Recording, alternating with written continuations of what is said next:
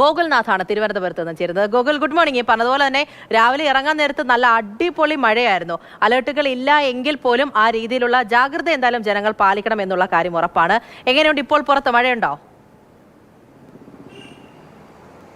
പൂജ, രാത്രി കാലത്തോടനുബന്ധിച്ച് കനത്ത മഴ പെയ്യുകയും രാവിലെ ചെറിയ രീതിയിൽ ചാറ് നിൽക്കുകയും ചെയ്തതാണ് തിരുവനന്തപുരത്തെ ഇപ്പോഴത്തെ ഒരു മഴയുടെ സ്ഥിതിവിശേഷം. ഇപ്പം നിലവിൽ ഞാൻ നിൽക്കുന്നത് ചാക്കയിലാണ്. ചാക്കയിലെ നിലവിൽ ഈ റോഡൊക്കെ തന്നെ കരകവിഞ്ഞൊഴുകുന്ന സ്ഥിതി. ഓടയല്ല, റോഡ് കരകവിഞ്ഞൊഴുകിയെന്ന് തന്നെ പറയേണ്ടതായിട്ട് വരും.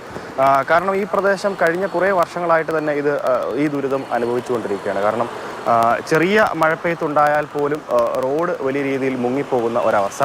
ഇനി തൊട്ടടുത്ത് തന്നെയാണ് ഗവൺമെൻറ് UP സ്കൂൾ അടക്കമുള്ളത്. എന്തായാലും ഇന്ന് ജില്ലയിൽ സ്കൂളുകൾക്ക് അവധിയോ കാര്യങ്ങളോ ഒന്നുമില്ല. അപ്പോൾ അതുകൊണ്ട് തന്നെ സ്കൂളിൽ വരുന്ന കുട്ടികളടക്കം ഇന്നും ഈ റോഡിലൂടെ നടന്നു പോകേണ്ട ഒരു സാഹചര്യമുണ്ട്. ഒപ്പം ജനറൽ ആശുപത്രിയിലേക്കൊക്കെ പോകുന്ന അതേ വഴി തന്നെയാണ്. അപ്പോൾ അതുകൊണ്ട് തന്നെ ദുരിതം വലിയ ശക്തമായി തന്നെ തുടരുന്നുണ്ട്. എന്തായാലും ജില്ലയിൽ വിവിധ ഭാഗങ്ങളിൽ വെള്ളക്കെട്ടുണ്ട്. ആറ്റിങ്ങലടക്കമുള്ള ഭാഗങ്ങളിൽ നിന്ന് മണ്ണിടിച്ചിൽ, ഒപ്പം മരം കടപുഴകിയ വാർത്തകൾ കൂടെ വരുന്നുണ്ട്. മരം കടപുഴകി വീടിൻ്റെ മുകളിലേക്ക് വീണ് അത്ഭുതകരമായി കുടുംബം രക്ഷപ്പെടുന്ന ചില സാഹചര്യങ്ങളൊക്കെ പല ഇടങ്ങളിൽ നിന്ന് റിപ്പോർട്ട് ചെയ്യുന്നുണ്ട്. ഒരു സംഭവം മാത്രമല്ല, പലയിടത്തു നിന്ന് ആറ്റിങ്ങലായിക്കോട്ടെ കഴക്കൂട്ടമായിക്കോട്ടെ പല പ്രദേശങ്ങളിൽ നിന്ന് ഇത്തരത്തിൽ മരം വീഴുന്ന ഒരു സാഹചര്യമാണ് നിലവിലുള്ളത്.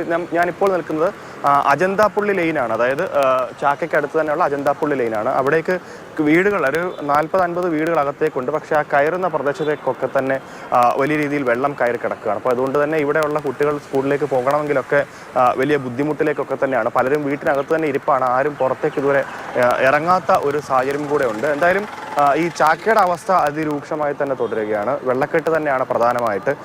ചാക്ക മാത്രമല്ല, മറ്റു പല പ്രദേശങ്ങളും നഗരത്തിൻ്റെ വിവിധ ഭാഗങ്ങളിലൊക്കെ തന്നെ വെള്ളക്കെട്ടാണ്. വെണ്ണിയൂരടക്കമുള്ള പ്രദേശങ്ങളിലൊക്കെ തന്നെ നിലവിൽ വെള്ളം കയറിയ ഒരു സാഹചര്യമുണ്ട്. കൃഷിനാശമടക്കം റിപ്പോർട്ട് ചെയ്യപ്പെടുന്നുണ്ട്. അപ്പോൾ എന്തായാലും തലസ്ഥാനത്തിൻ്റെ സ്ഥിതി നിലവിൽ ഇതാണ്. എന്തായാലും അടുത്ത ഒരാഴ്ചത്തേക്ക് ഗ്രീൻ അലർട്ടാണ് ആദ്യം നൽകിയിരുന്നതെങ്കിൽ പിന്നീട് അത് മെല്ലെ ഓറഞ്ച് അലർട്ടിലേക്ക് മാറുന്ന ഒരു സാഹചര്യം തിരുവനന്തപുരത്തുണ്ടായി. എന്തായാലും ഇനിയും അത് മറിയാനാണ് സാധ്യത. കാരണം ശക്തമായ മഴ രാത്രികാലങ്ങളിൽ പെയ്യുന്നുണ്ട്.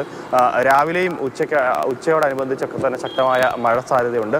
ചെറിയ മഴയാണ് പെയ്യുന്നതെങ്കിലും, ചെറിയ മഴയല്ല, സമയത്തോടനുബന്ധിച്ച് ചെറിയ കാലയളവിലാണ് മഴ പെയ്യുന്നതെങ്കിലും രീതിയിലാണ് ജില്ലയിലെ സാഹചര്യം. ഗൂഗിൾ ഇപ്പോൾ സൂചിപ്പിച്ചതുപോലെ ആ ദൃശ്യങ്ങളിൽ നിന്ന് കണ്ടല്ലോ, ഇവിടെ തിരുവനന്തപുരത്ത് താമസിക്കുന്ന ഞങ്ങളുടെയൊക്കെ ഏറ്റവും പ്രധാനപ്പെട്ട ഒരു പ്രശ്നം അതാണ്. മഴയൊന്ന് പെയ്ത് കഴിഞ്ഞാൽ എല്ലായിടത്തും വെള്ളം കയറി. ഞാൻ കുറച്ചു മുമ്പേ പറഞ്ഞല്ലോ, രാവിലെ വണ്ടിയിലേക്ക് കയറാൻ പോലും വലിയ ബുദ്ധിമുട്ടായിരുന്നു എന്ന്. ഇതാണ് പ്രശ്നം. മഴയെ പിന്നെ സഹിക്കാം, ഈ വെള്ളക്കെട്ടുണ്ടാകുന്നതാണ്, വെള്ളം കയറുന്നതാണ് പലയിടത്തെയും പ്രശ്നം.